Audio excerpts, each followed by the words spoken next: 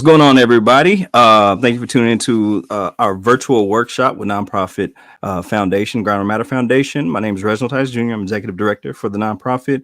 Today, we're talking about the truth about directing your first movie with Dehz. Welcome, Dehz. Thank you. Thank you for having me. Yes, indeed. Anybody that's tuned in right now, if y'all have questions, get those ready. So when we're going through this workshop, get those questions, and you're more than welcome to ask questions. But real quick, our foundation, which is Grind Over Matter Foundation, you can go to grindovermatter.org to learn more about it. But what we do is we're about representation in front of and behind the camera, and how we go about doing that is by having our program. So a couple of our programs is having this virtual workshop to make sure that we can do that for free. We have a scholarship program for people that are interested in getting their drone scholarships. We're also, whenever we're producing our feature films, we get a lot of questions, people that want to like kind of work with us and things like that. So if you're a current student that's like in college right now and need to get those credits, when we have our actual feature films that are in production, you are more than welcome to jump on to that. And so we have a program dedicated for that. But before we dive into other things, let's get into your background, okay? Okay. So, Desmond Dehz Donahue was born and raised in Dallas, Texas, in the vibrant Oak Cliff area of the DFW Metroplex. With a deep passion for the entertainment industry, Dehz's artistic journey began at a young age. Singing in choirs and performing in church productions, he discovered his love for storytelling and performance early on. His talent for writing music and screenplays further fueled his creative drive, setting the foundation for a multifaceted career. Dehz pursued his education at the Prairie View A&M University, Northlake College, and KD Studios, where he refined his craft and gained valuable industry experience. His breakout moment came when a filmmaker noticed his music video, leading to his first acting role in the short film. This pivotal opportunity solidified his passion for acting and launched a promising career. Dehz's on-screen accomplishments including lead roles and significant appearances in high-regarded films and television productions. He played the lead villain in 8 Days, a film that highlights the issue of human trafficking, and appeared in projects like Carter High, Tyler Perry's The Have and Have Not, Nate Parker's The Birth of a Nation, Vampire Diaries, and Rings. Expanding his creative reach, Dehz also served as an executive producer for the impactful short film Every Vote. His transformative experience portraying the antagonist in 8 Days left a lasting impression. Trained by the FBI for the role, Dehz developed a deeper understanding of human trafficking, inspiring him to create his feature film, Mr. Gates, which seeks to raise awareness about the issue. Further inspired by his work with Nate Parker on The Birth of a Nation, Dehz founded Dondaga Films in 2018 to bring his directorial vision to life and the power stories that make a difference. To date, his feature film, Mr. Gates, has won Best Feature Film at the Clean Black Art and Film Festival in 2024 and nominated for several others. Beyond the screen, Dehz is dedicated to social impact. He established a nonprofit organization, Feeding Your Future, which focuses on feeding and educating youth about film and technology. Through this initiative, he empowers young people to unlock their creative potential and make meaningful contributions to the world. Committed to giving back, Dehz frequently speaks at local schools, including Ben Barber Innovative Academy in Mansfield, Texas. He shares his insight and experiences to inspire and equip the next generation with the tools to create lasting positive change in the lives and in their communities. Hey, man, you've been busy. Busy man. Yes, indeed. All right, man. Let's go right into it. That's what we do here. We jump right into it. So, tell us about your film, Mr. Gates? Yeah, so this film is a suspense drama thriller movie that is really to tell the story of a man that's going through some tragedy in his life, losing his wife and daughters. He finds himself giving up on life, only to find out details about the mystery behind their deaths. With property that's connected to human trafficking. Mm-hmm. So yeah, it's a very big deal to write something in a way of a black man and his friends standing up against this evil going on in their community. That is a big deal. That has that connection. How did this is your first feature film? So, what made you decide, to produce your own first feature film? Opportunities that really don't come that often to the DFW area that really gives up and coming actors a chance. I wanted to write something that was outside of the norm, that could really hold the audience's attention and drive home a meaningful cause that is something that would stand the test of time. That was ready to go. Something like this has never been done before. So I wanted to be able to tell stories that are different than what we're used to out here. Um, so going into doing your first feature, you've decided to take on the executive producer role. So kind of give us some insights and people that are interested in producing their own films. Like, what does that entail when you take on becoming executive producer and not just director or writer or actor? Executive producing normally is the ones who either have the money or go get the money, who utilize connections if they don't personally have the funds to invest. So that's usually the standpoint of being able to drive that financial gain. That was a big deal for me. Not to say that that's something that I totally wanted to do. I spoke with several companies, Argent Pictures out of LA, a couple of other distribution companies, and I just wasn't getting through the right doors. Although I did have a wonderful woman by the name of Jessica Minkin that was fighting for me so heavily to get through the board in LA. But it was really about me stepping away for 5 to 6 years, saving my money, and saying, hey, you know what? If no one else is going to believe in this project, then I'm going to stand on everything I can to save every penny to get it done. And that's exactly what I did. I just wanted to say something. I wanted to make a difference, and I wanted to use this as my calling card for what I'm capable of accomplishing and the type of films that I bring to the table, I bring to the industry. What So talking about money, you don't have to give like specifics, but like what could somebody anticipate? What do you think they should be? How much they should be saving? You can kind of give like a rough estimate. You don't have to give away like your budget, anything like that, but like kind of give an idea on like if people are saving, should they get loans? How should they, invest into the film? Well, all of that is usually what's been done. People are saving, people are getting angel investors. They're going to the banks to get financed. They're using credit cards, Mm-hmm. taking donations. All these are different routes that you can take. Not too many people are jumping out, spending the kind of money I did on my first film. I knew it was going to take a lot. So that's why I did it. We have a ton of action within the film that is, I mean, it really grabs you. So I knew I wanted to do the full squibbing and, the action with the gun shootouts and those type of things. So I wanted to be prepared for it. So it just depends on what level your film is at. But I will say there's filmmakers doing it with, less than 5 or 10,000 and up, so it just really depends on the type of film that you're making. What you should do is sit down and create a budget. Everyone, no matter what level your film is at, you should always have a budget prepared to know at least what you're expecting. Now, I had a budget, but things got pricey. Another thing is, uniquely me being the writer and director and executive producer on this project, I wouldn't recommend, having so many hats. If you can avoid that, I was able to pull it off, which was, from incredible accomplishment.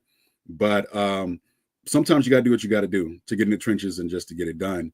But my goal moving forward is to be able to have those people. Now, I did have certain people in place and position, but they fell through, and those type of things happen on set. One person got sick and the other person disappeared. Ghosting happens a lot on some of these sets. They wish they were a part of it now, I'm sure, but things happen and I understand that. But just be prepared for the unseen. What are some things now that because you put your own personal money into it, right? Mhm. What are some things now after going through the experience? If you were to go back, what were some things you would like kind of do differently? I would definitely, I would vet people more. That's one of the things my goal is moving forward. Sometimes you got to jump out and just work with those that you have who are available and ready to work. But I do want to vet people more. And I understand that we're in this business also. We got bills to pay. We all have bills to pay, no matter what level we're at. But I do want to work with people who are not just there for the money. I want to be able to work with people because the thing is, I paid close to 300 people for this project. My goal is to work with people who also see the vision, who also want to be part of something great. I'm writing along the lines of preparing myself for, my goal is to get an Oscar in my lifetime. So I'm writing films along the line that create those spaces of controversial material that leaves people talking, leaves people wanting more. So that's the goal. Next couple of films you would probably say along the lines of some of Jordan Peele's work, but my goal is to work with people who, they're along for the ride. Yeah, I think that's commendable within itself. Is like when you're saying you paid over 300 people, just because, a lot of times everybody's just kind of doing it out of just sweat. You know what I mean? Just sweat equity, and asking for a bunch of favors. But I think it's important to set that standard. It's like, hey, you will get paid. That's important, and people talk, in the industry and kind of know who's serious and who's playing games. So I think that you should be commended for that. And Um, that's what I want my brand to be about too. Is about mhm. this guy pays people to get things done, and he feeds you well. He feeds you real good, Let's go. Talking about paying folks. Let's talk about like you worked with known talent. So K Smith, he brings up, how was your casting process and what it was like working with Hawthorne Big Red James? Mm. Oh, good question. The big thing is that to be honest with you, I just reached out to him and through social media, and he read the script, and oh man, I couldn't believe it was real, to be honest with you. It was so shocking. This is a legend. I've watched him since I was a child growing up. I also told the story about how I went through a very bad car wreck and could have lost my life in the car wreck. Actually could have been decapitated in the wreck. But I learned how to walk and use my limbs. And while I was in recovery, I was watching 5 Heartbeats, and it really just gave me life back again. Robert Townsend and those guys, man, I was able to escape my trauma, escape what I was going through. And so it was huge for me. But yeah, being able to cast the people the way I did, I started casting for years, actually early in advance. I already knew once I wrote my script in 2016, I was already casting in 2017. I actually did an investment trailer, which is also something filmmakers can do to just at least get the ideal out there, with a solid pitch deck. That was a way to get the message out that I'm onto something. But I was handpicking my cast. And again, I handpicked almost 200 people. So it meant a lot. It said a lot, and again, back to Hawthorne, he fell in love with the script, and that's what so many actors would do. If they're in love with the script, they'll support you, they'll, and of course they're going to talk their numbers and say, what it's going to take for me to do this. But, whether it's on the front or back end and whatever's negotiated, if they believe in your project, they're going to show up, they're going to make it happen and bring that magic. What the process, like the casting process? So you have a background in acting, and do you think that helped you as far as like what to look for in the casting process? It really did. It was a big part of knowing what I'm looking for understanding other people's work too, and what I've seen them do. I knew what they were capable of, and working with them there was going to be chemistry. That was a big deal too. And then being able to pull out certain things and actors is man, that's my bread and butter. I really love pushing actors and taking them there. Whether we got to come back and pray later, whatever it takes, we're going to get there. But yeah, that was a big deal for me. That's a big part of my acting career, and the things that I would do is I always push myself. Took whatever it took to go the extra mile was a big deal for me. So I like working with actors with the same caliber. It means a lot. So how long were y'all in production, and then what was the strategy once you finished the film? Kind of walk us through that year of having a finished product and like marketing it. Yeah, so we started filming in April of 2022. We around the 15th. We ended on around May 2nd. It was about 15 days with a couple of days off in between, so everyone could get their rest and recharge. After that, we went into post-production for about 2 years. During that time, I was already working on marketing. I actually started working on marketing a little bit before going into production. My goal is always I'm big on pre-production. That's a big deal for me. Before going into production, I probably did pre-production the year before, so close to 8 months before going into it. That meant a lot. I also knew that was going to make the production in April so much lighter, a bit more organized, and knowing how to execute. A lot of things I took into consideration, from the weather to how close were locations, and how much can we get out of that location. How many scenes can we make work. All those things play a factor. They also play a big deal into your budget. So with knowing that I'm already starting the marketing piece, I always knew I was going to be up against the distribution, because the industry has changed so much and it's still changing. That's been the biggest part. My goal is to make sure that as we were marketing, we were always, getting prepared for the premiere, knowing exactly how we wanted to execute that. Still working to build a solid team. I mean, that's just like any corporation, any business. You're always going to, have people management going on, and people in, people out. So I'm always looking to work with talented people who understand, want to learn more about this business and are ready to grow. But that was a big part of the marketing piece. What does marketing look like? How is it with working with a PR and a publicist? Coming up with a solid campaign and being strategic to execute it well. These are a lot of factors. It's so much. I tell people close to me, I'm always like, I'm thinking nonstop. There's not a day, there's not a 1,000 to 1,000,000 thoughts going in my head on, and making the right decisions, and weighing those, and and looking at it and analytically, what could we do better? That was some of the things that I think about coming out of production, because I want to be able to do multiple films within a year. So it meant a lot to be able to have a process or a format that I can follow. And the main missing piece, once we get that distribution worked out, it's on and popping. So what are some things that you notice that are different kind of in the industry now, as far as distribution, things like that? Is it better to, try to sell it, or to license it, or to hold on to it? What are some things you notice that have changed in the industry?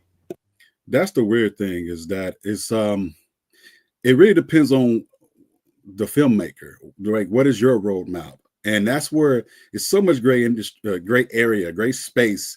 And from what I found out, it's on purpose. That's how Hollywood wants it. You can bump your head, Right. or you can wait it out and make the right decisions. And that's where I've really been.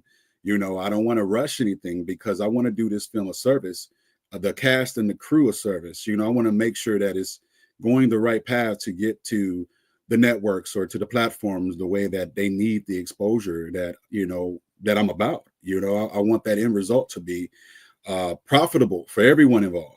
So that's a big deal. And then understanding, let's just say, the distribution side and what the networks are looking for. Well, you don't really know what they're looking for, because they change their minds just as much as we change our minds. What we're going to Right. work day by day. So those are a lot of the factors. And then people are leaving companies, getting laid off. It's just been a lot, coming out of 2024. Maybe not for everyone, but it was a tough year for many people. 2024. I think a lot of us were happy to see it go. But Yeah. Yeah. so I'm now just making sure that I develop more of those relationships, and having several meetings, several platforms, networks, and we're creating that roadmap I'm talking about, because that's the biggest thing. The sooner I'm able to show, hey, this is the return on your investment. It may be some people able to quit their jobs after we're able to get some of these big projects off the ground. So that's the goal. I want to be able to provide a roadmap for folks. I'm using that word a lot, to provide that for folks that want to have a bit more of a free creative life. And that's the goal. We were talking to another producer, and she was saying that, like, every time you produce a film, it's like creating a new startup company. You Mm-hmm. know what I mean? And how you market it could be different, because it might be reaching a whole different demographic. Your distribution strategy may not be a big audience. So, like, it might be like a niche situation. Um, can you talk about, you were talking about how to have like a campaign. Can you talk about some of the things that you did to increase awareness about this particular film, leading up into your first screening? To increase the awareness. Yeah.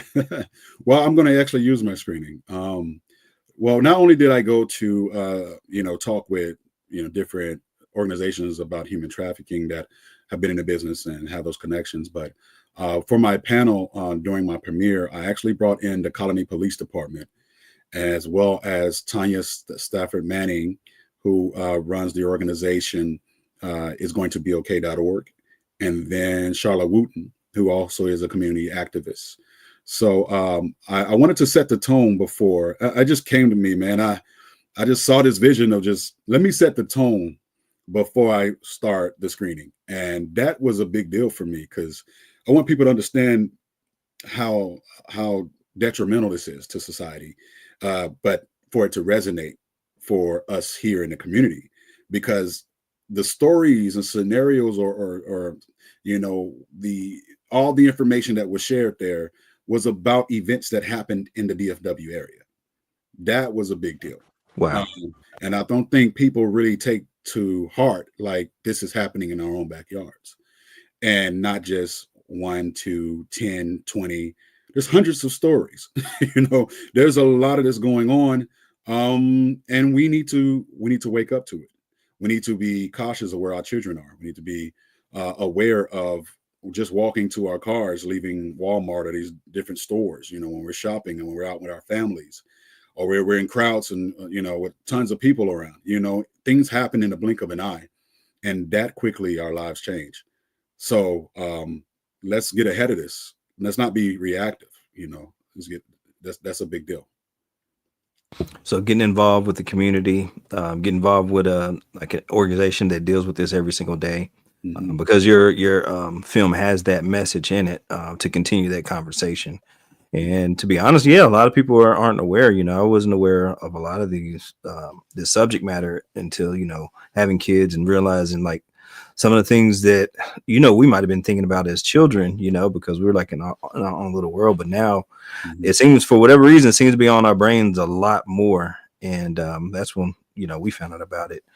How did you? All right, so some things. So anybody that's a filmmaker, producer, they might be asking, okay, so because you marketed and you were like on television, right? When you were marketing your film, right. They might be asking, how did this guy get on TV? Or give those filmmakers some insights, or other producers some insights on how they can get their product on television.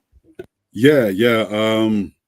Make sure you have a budget ready for it, and then you want to connect with a good PR team. You want to get a good publicist, so that you're in the media strategy is being created. That's the best way to do it. I'm at a phase where I'm testing different PR companies and publicists out. That's the big thing. It's always a growing factor for me. This is something I'm doing for longevity. I'm not doing this for any other reason than the fact of just, it's bigger than that. It's bigger than that for me. I don't, care about the fame. I don't care about, people just knowing me as far as, I want people to know who I am, but I want them to know me for, wow, that brother right there he's different. He's doing something, that means a lot to me. That's what I'm about. I have these creative ideas I got to get out of me, So the best way to do that, to get the exposure, is going through the PR, going through the publicists. I recommend in different regions, especially if you really want to get out there outside of your community, it plays a big part. I did notice, like, even like doing some of the nitty gritty stuff, like having like postcards or like little flyers. There's like a meme going on right now with Will Packer, who's a well-known movie producer, and he was talking about in his film how he had his flyers, for his films, and even though he's made it, he's still like marketing using flyers. And I remember seeing Mr. Gates on a flyer. I went to a store and I was like, "What is this?" Huh? Said what? I had something going on for that weekend that y'all were premiering, but I was like, this is whoever's behind this knows what they doing, because going out there and touching folks. Yeah, and that's the thing. Some of it I will pull in my family, who I love. My family, they're so amazing. They are so supportive. And in a lot of spots I was hitting myself. It's nothing better than that feeling of walking in a business and telling them about your project. That's huge for me. I went to a lot of mom and pop places doing that, restaurants, everything. Just even being on the foot on the ground, I call it on footwork, to just go in and talk to them about sponsorships. There's some companies that will donate. This is things I plan on working with. It all plays a factor, but it works hand in hand, because now this may be a new location where I can film at because I've done this. They know me now. They've seen my face, and then they go and check out the trade. I'm like, wow, this is your work. This is what you can do. Yeah. So let's work in the future. Let's talk business. Let's talk numbers. I think that's a big deal. And the big thing is about educating different locations out here. The more they know about the industry, that the way that it can benefit them, it plays a big deal on why they should see that is valuable, and really work with more filmmakers. And I'm not sure if this has been shared on your show yet, but Dallas is an Oscar qualifying city. We took it from Miami, so you should definitely want to work with filmmakers now. Come on, everybody, come on. Yeah, I am talking with the film commissions, have great relationships with the Dallas Film Commission and Fort Worth Film Commission, and talking with mayors, police departments. Actually had a couple meetings today with some folks. It's always work. It's always work, man. And it's I see why filmmakers end up being at a certain level within their communities, because we work with so many people. We're in so many things. Talk about the Oscar qualifying. What exactly does that mean? Yeah. So you still have to be chosen, but there's a process that you have to go through in order to submit your paperwork and to be qualified. So now you can go through the DIF, which is the Dallas International Film Festival, for your short films. Short films are now able to be qualified as well.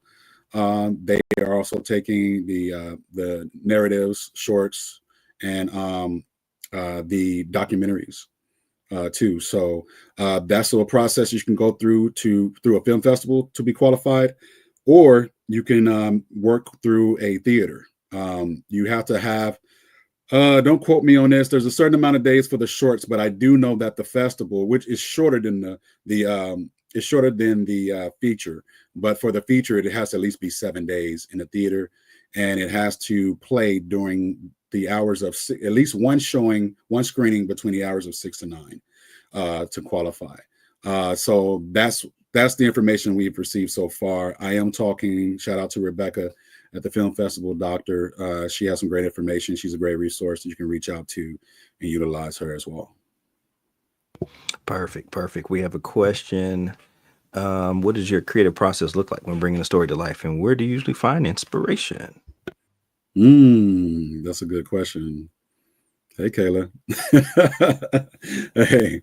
Yeah. So my creative process, the way I break it down, is very unique. To be honest, a lot of the creative processes come from dreams and visions.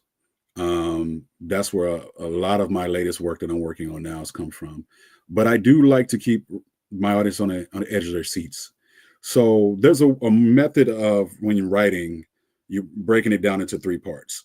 You have the beginning, the middle, and the ending. Well, I like to have a climax at every section through my writing, to a cliffhanger, like going into each piece. But then I also have a way of developing those characters, which is a big deal, which is something I had to learn over time, is to make sure that I have well-rounded characters with their story within it. Now, there's so many different parts, because even in Mr. Gates, there's some characters where, like, man, it could have went so many different ways with some of these characters, but it's on purpose, because it's almost like everyone has a story, or there's things going on, but it's all pushing the story forward. So that was a big deal. Now, my script went from 108 pages down to 83. I realized I had to cut some things, and I cut some celebrities actually too that weren't too happy because they were excited about the project. But but that was a big deal, because I need to take into consideration. You got to think about it. There's a page per minute. So you want to make sure that your time is not it's not taking up too much time, and you want to make sure that the story is being told well. So let me keep the meat and potatoes and structure it in a way that makes sense. So yeah. What are like after producing your feature film and you went through that whole process? I feel like when you do that and you take on so many roles, you come out differently. What are some takeaways from producing your own feature film? Ooh, takeaways. Definitely staying on top of my budget. That's a big one. Also, you know, really, again, it goes kind of back to where I'm looking to create a dream team. That's knowing who I'm working with. That's a big factor. You want to understand a person's weaknesses and their strengths. Is a big deal. I really realize understanding of being a big people manager and I always had this thing where I'm asking, how are you doing?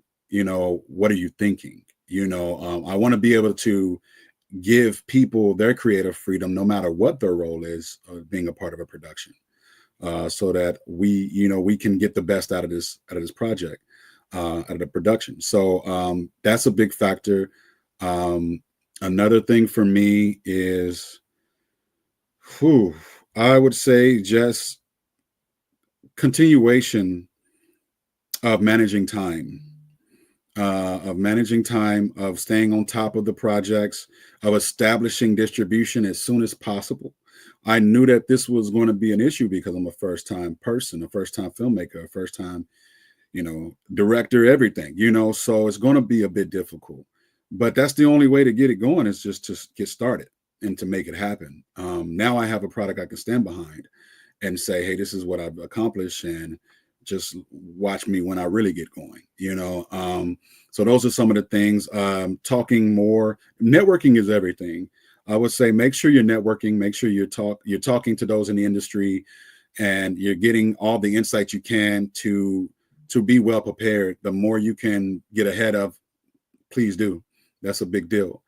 And know your genre. Also know the genre of the distribution companies.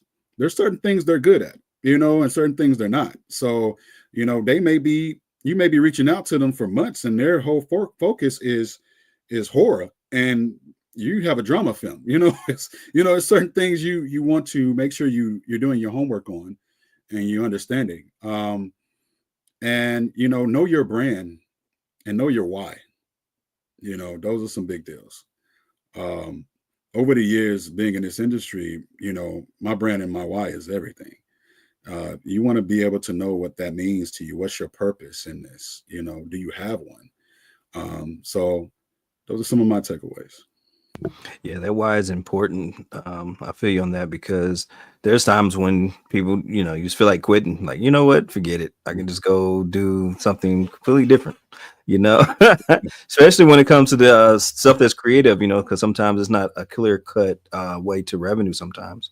Yeah. But having that why and having that purpose is important. Keeps you going for real. Yeah. Especially when you're dealing with a subject matter like this, dealing with human trafficking. By somebody seeing your film can change, what they think about the process and donate to an organization or just being more aware of that this is going on. Right. Did you face like any backlash with the subject matter? Because I remember there was another film recently in the last couple of years that were kind of dealing with human trafficking, and they had gotten some backlash from the theaters. Did you see anything like that? Good question. I didn't see a backlash, but I don't know if they took me seriously. Okay. Yeah. That's just because when you say film, people don't really, they kind of let me just be real. They kind of classify you, especially if you're a filmmaker of color. We kind of get thrown into a box. Oh, don't really know what this is going to be like. They definitely want to see it. And is it really going to be a turnout? It's just so much uncertainty for any filmmaker, but definitely, those in our lane. But it goes back to the education piece, which is why I asked a question at one of the qualifying meetings for the Oscars. and it was about educating. Are the theaters being educated to know that, hey, this is that we are a qualifying city, and to work with filmmakers so that you're not hitting us over the head just trying to throw a number at us, and it's about working with us. There should become a partnership here. We should be able to discuss some longevity, not just this moment in time. Right. So I think that's a big deal that I'm hoping gets established for the city, because so many filmmakers are going to start coming here, which I think is such an incredible move that was made for that to happen. So it's a time of education, and it's a time of unity for us to unite and actually put Dallas on the map for being that filmmaking city after the LAs and the Atlantas and the Detroits. Right. It's our time. Right. And I feel like we that's what we're about, especially with Southside Studios coming about. There's more studios that's going to start popping up. Shout out to Tony Armour and those guys over there, man. It's so much that is happening right now, that it's a good time to be in the city. Have y'all what's the now that you're in the distribution stage, do y'all currently have like a strategy or way that you want to approach the release of the film? Are you still like in the festival part of your film? Can you kind of tell us about, what are your thoughts on distribution strategy right now? Yeah, good question too. Being that we've just did the premiere in June last year, Hmm. we're still now in a festival phase, but we're at this last one. We've been a part of several at this point. Hmm. Denton Black Film Festival has shown so much love. I'm so glad that we're able to have our screening with them on January 25th. Um, I think now the overall strategy is that, okay, we've done that. So now let's look into the theatrical run that will help us get qualified. Uh, and then at that point, let's continue. We're still in negotiations with some platforms I'm not going to discuss right now, but but there's some big platforms that man, it would be a great accomplishment to be able to get through negotiations and sign on a dotted line and get that done. One big thing I do want to say, filmmakers, make sure you all have a legal team. Make sure you have attorneys looking over your contracts, working your deals. I have some solid legal people that are I'm grateful for. So yeah, I'm looking forward to us doing that after theatrical run, and then spreading the word back to marketing. Everything is marketing. So I think that's the truth. Yeah, man, you're right. You hit the head. You're speaking when you talk about legal, because I know with our film, like that was the thing that kept us going, man. Just having the proper paperwork, and then we also consulted with a couple attorneys because in our particular film, we were dealing with a lot of fair use stuff, and so it's left up to interpretation, of that lawyer that's willing to like, all right, do I feel like defending this fair use argument? So it depends on the personality of that lawyer. So, I agree with what you're saying, when you're saying get the right legal team. mhm. Um, we have another question from Casey. Do you have an agent helping you with your distribution deals? Agent. Yeah, so I had a couple different agents that I was talking with at one point. Um, I'm looking for one that's going to, because the agent is different than an aggregator, you know. So I was talking with some people at at CAA at one time. Still got some discussions going on that we're going to see if it does a 360. Um, but as far as that full complete representation, not yet. That's the goal, to get to that point at some point. But the ones that I vetted, I didn't feel solid with. And I'm the kind of guy that if I don't feel like this is going to work the right way, let's not cross that bridge. And so, Yeah, and a lot of filmmakers, we share notes, and mm, um, I guess say to some of the filmmakers that may be listening is just get referrals, just like how mm, companies like to get referrals on people. exactly. Ask those folks for referrals, and those filmmakers that they send your way, they will talk and they will tell you about their experience. Yeah. And I also brought this up to another filmmaker in Dallas that, uh, and that makes sense as far as the referrals, but also when we're looking to work with people, ask questions. Yo, let's get some references. Like, how was it working with them on other sets? Those are some of the things that, kind of keep us out of bad situations, or, someone not showing up to set, and now you got to rearrange some things. Like it really does help being able to talk and communicate more amongst our peers. And so it's a really big deal. Yeah, man, I agree 100%. Let's talk about more about your screening coming up at the Dallas International Film Festival, Denton Black Film Festival. They helped us with our film back when we were out. So kind of talk about how they've been supportive with your film, and just give us more details about the screening. Yes. Shout out to Harry and Linda over there. Phenomenal people. A big blessing to my life, man. They've been so supportive from day one since I met and talked with them. I'm excited to be a part of this festival. It is going to be January 25th. We're going to have our screening at 5:40 p.m. to 8:15 p.m. That is it's going to be a good time. We should have a Q&A session afterwards as well. Yeah, I'm looking forward to this. I've attended several of their festivals in the past to support other filmmakers. I'm proud to be a part of it now and to be able to share my film and tell my story and talk about my journey. Also, man, I have a background in business and technology, man. So the things that I'm able to do now in the film industry, I'm doing it with a purpose. So my goal is to have other projects be a part of this festival because they have done so much great work, and I see what they're about, and I see the support and their energy, man, that they're putting into this.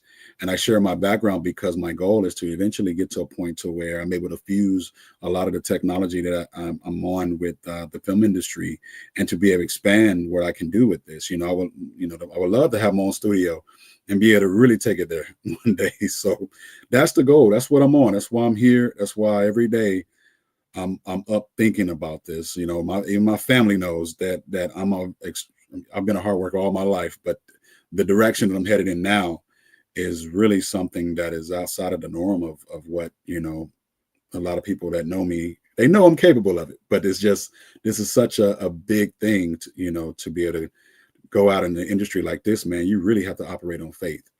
You really have to have a solid belief system within yourself to be able to encourage yourself when you're down and you're going through it all. There's times when you, especially investing a ton of money, man, there's sometimes we're sitting in the red for a lot that we're doing, until things, are steady and it comes back around for us. But yeah, it takes a lot. This is a different type of beast. Man, that's my wife over there said that's the truth. All right, so talking about like theatrical release, we were talking about distribution a little bit.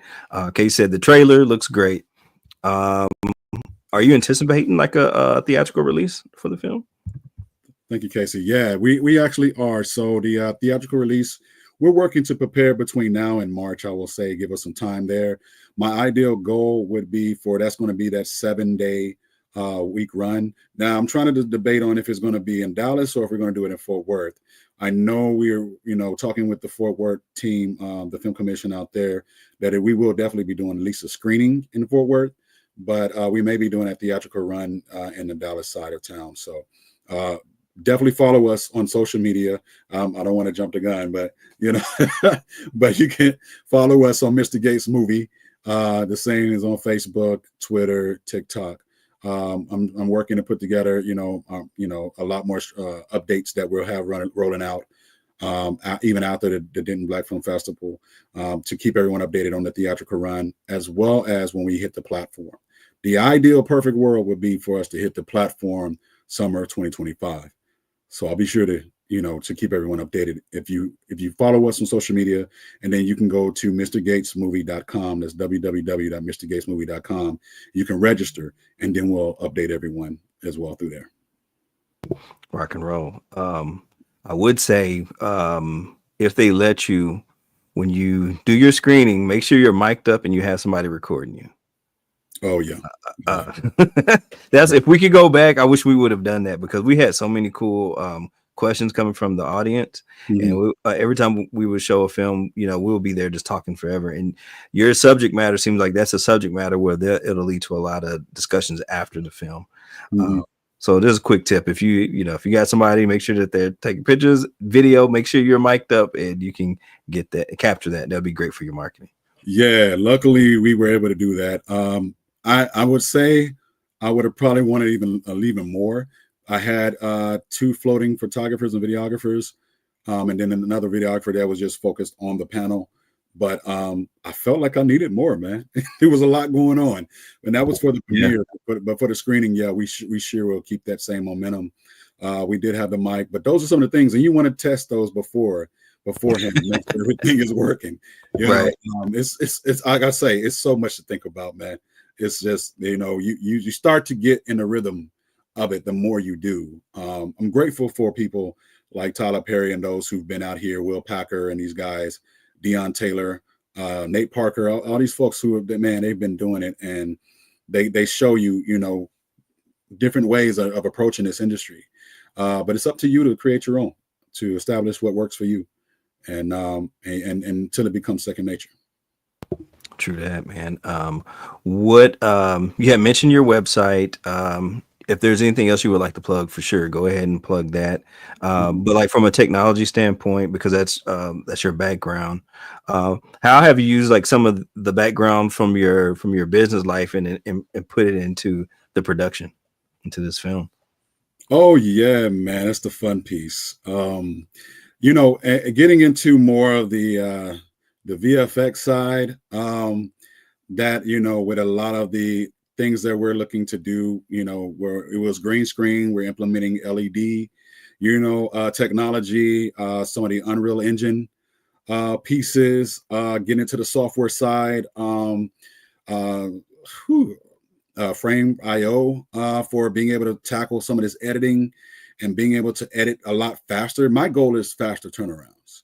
I'm also always, if you're an editor out there in special effects, well, let's just say VFX, and the software side, you're familiar with, Unreal Engine. These are some of the things that I want to make sure that, hey, I'm developing teams for that can get things done in the time span and deadlines that we set. I think the biggest issue I'm running into now in the city has been meeting deadlines. If we can get better at that, we can start actually strategizing faster turnarounds that will keep people getting paid on a continual basis. That's the goal. There's folks who are working jobs that want to be in this industry full time. Well, let's get together and make it happen. That's the thing that I'm on.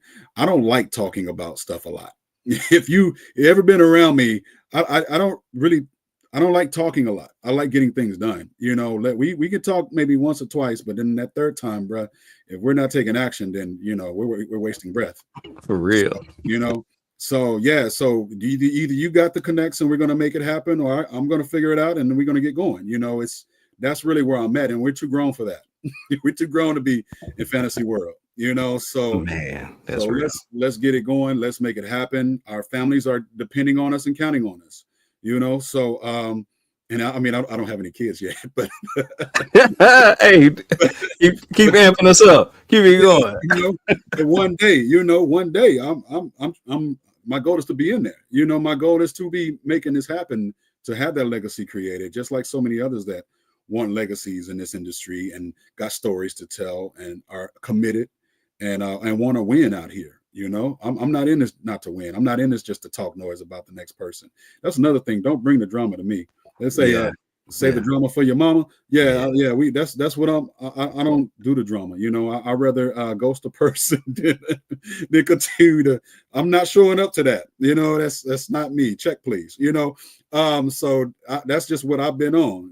I want to make sure that that the things that are being done again are getting recognized. I want to learn every film. You should be trying to push the envelope further. Okay, what could we have done again to be better? How could we strategize, or how can we write this in a way? There's so many different ways of filming things that could just instantly take your film to the next level.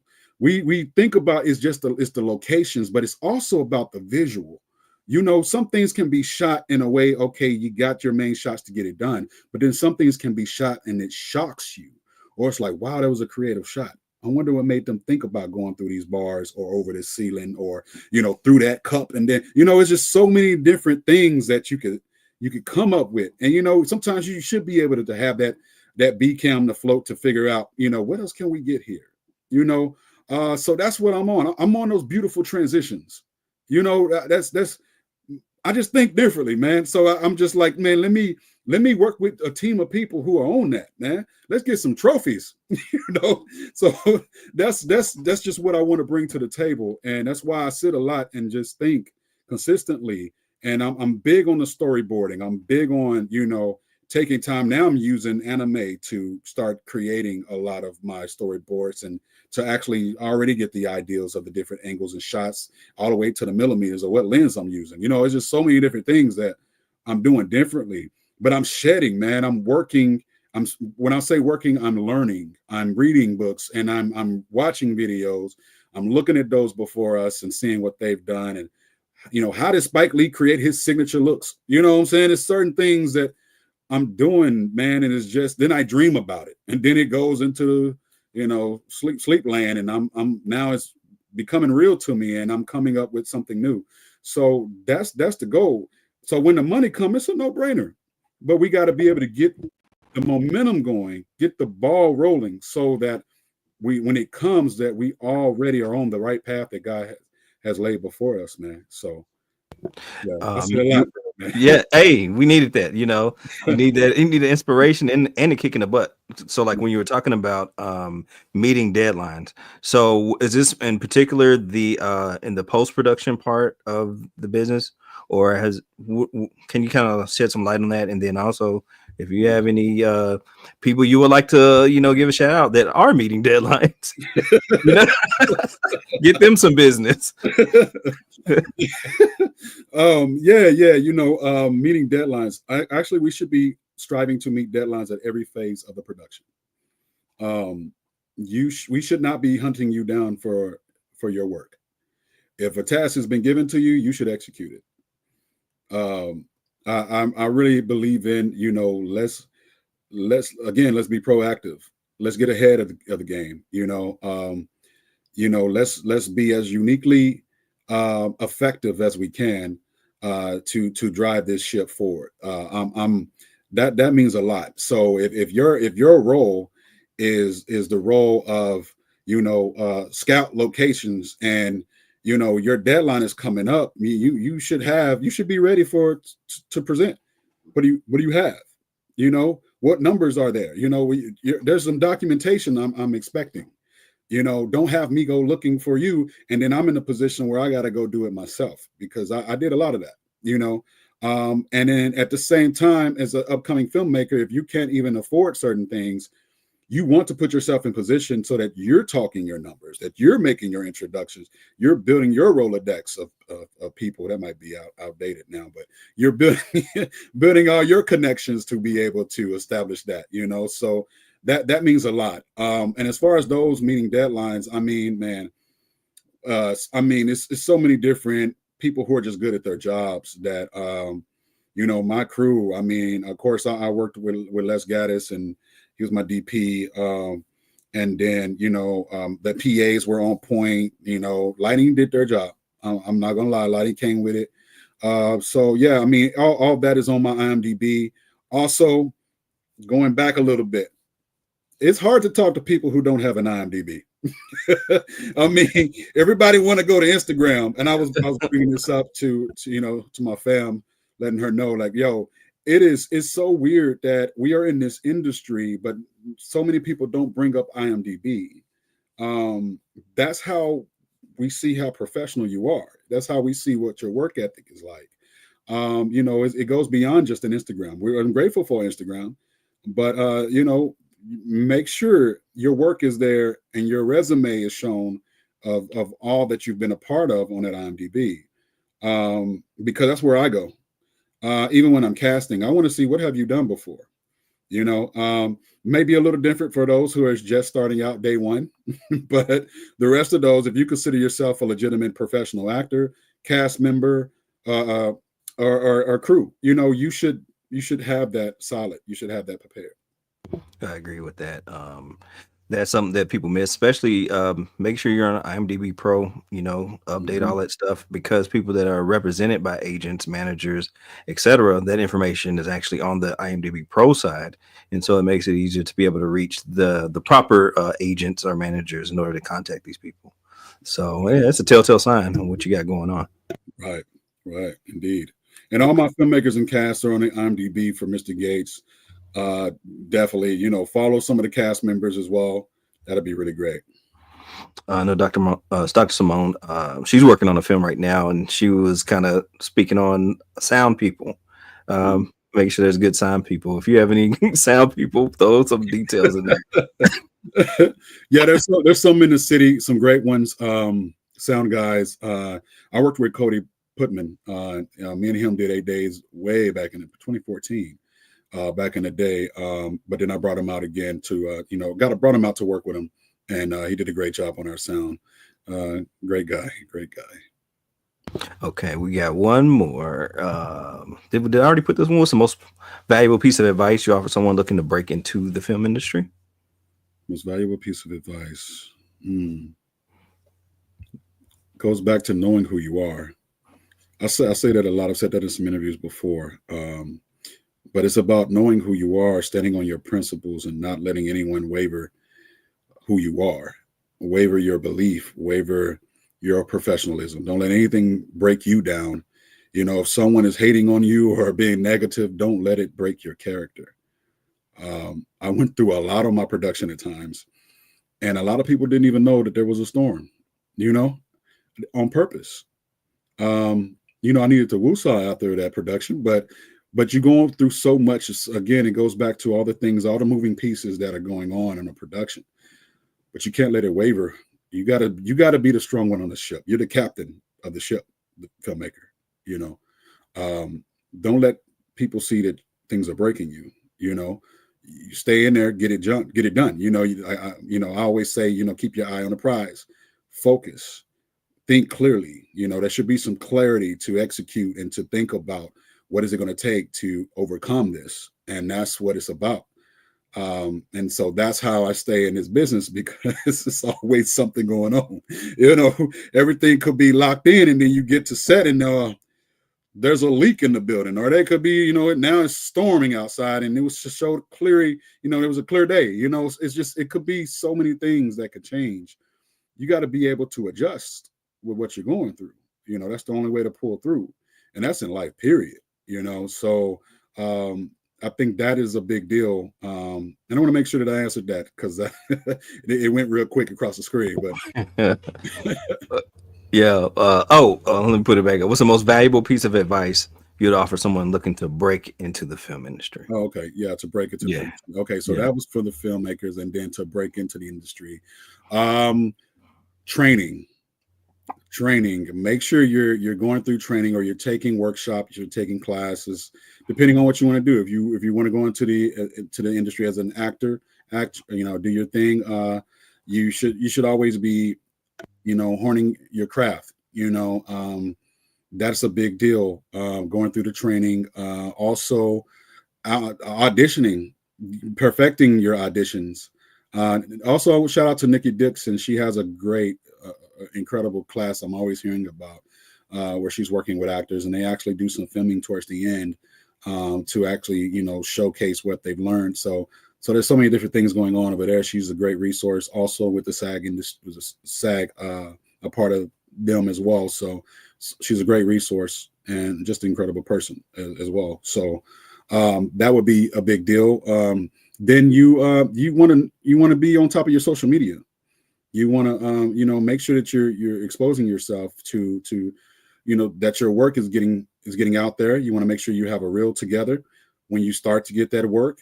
Make sure you got your headshots. Do not show up to an audition without headshots and a resume as you build it.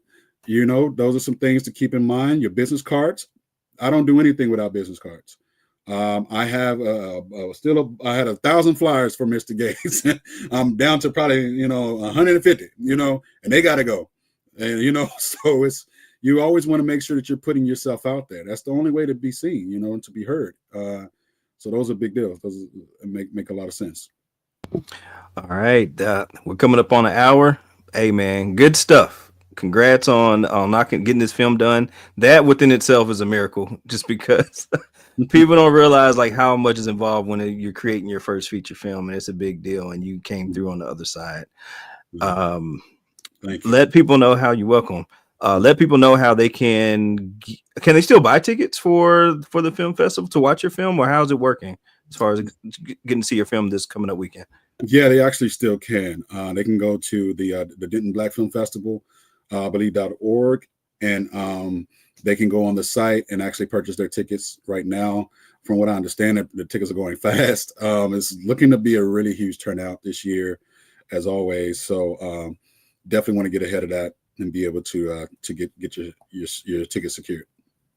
Okay, that's a good way to end the show. Any last thoughts before we head out, sir? Yeah, just follow me in my journey. You can go to you can look me up really on Facebook, Instagram, any other social networks is Dehz Donahue, Dehz Donahue, and yeah, I just want to thank God for how far I've come and for what's in store, and I'm looking forward for all of those who want to be a part of this journey. If you do want to donate to the film as well, you can go to mrgatesmovie.com again. There's a button there to donate to the film as we are looking to push the marketing and some of the upcoming strategies that are ahead.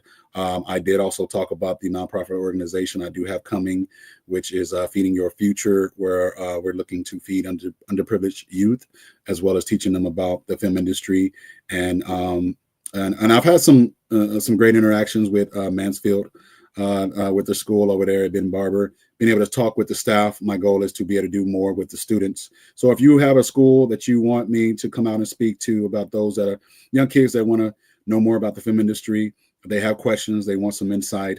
I've been blessed and in my life, so I want to be able to bless others. So, Hey, perfect. All right, man. To much success, and we'll catch you later, brother. hey, thank you, man. All right, you're welcome. You have a good one. You too.